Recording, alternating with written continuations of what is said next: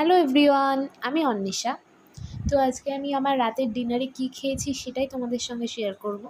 তো এখানে দেখতেই পাচ্ছ আমার মা পরোটা বানিয়েছে। এটা বলতে পারো বিনা অয়েলে পরোটা।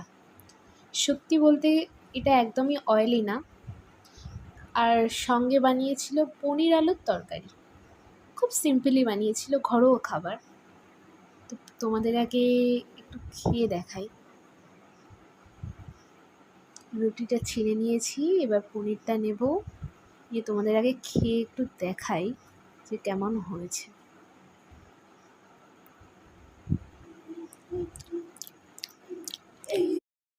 সত্যি বলতে তোমরা যাই বলো না কেন, ঘরের খাবারই বেস্ট। দোকান থেকে যতই আমরা তেল মশলা দিয়ে খাবার কিনে খাই না কেন, কিন্তু মায়ের হাতের বানানোর স্বাদ আর কোথাওই পাওয়া যায় না। কি বলো তোমরা?